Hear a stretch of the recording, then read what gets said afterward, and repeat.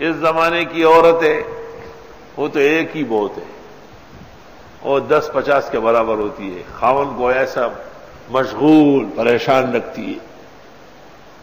ٹھیک ہے، جب کام بن رہا ہے ایک سے تو دوسری تیسری کی کیا ضرورت ہے؟ یہ تو صرف اس وقت ہے جب گناہ میں مبتلا ہونے کا اندیشہ ہے، تو شریعت نے کہا کہ نکاح کر لو، زنا مت کرو۔ یہ نہیں ہے کہ ایسے ہی خواہ جیسے بعض افغانی اور بعض بلوچوں کی عادت ہے کہ بس 4 تو پوری کرنی ہے۔ ایک ملا صاحب سے میں نے کہا کتنی شادیاں ہیں؟ یہی کراچی میں ہے۔ کہنے لگا 3۔ میں نے کہا کیوں؟ کہ یار میرے مقتدی ہے اس کے 3 ہیں، میں نے بھی 3 پوری کر لی ہے۔ ينبغي ان يكون الامام احسن حالا من المامومین، بدائع الصنائع میں لکھا ہے کہ امام مقتدیوں سے زبردست ہونا چاہیے۔ امام درے ہو کہتے مقتدیان میں درے درے۔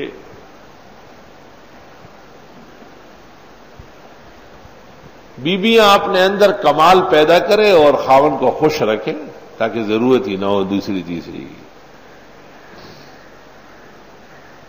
اس میں کوئی شک نہیں ہے کہ خاتون کے لیے آزمائش ہے،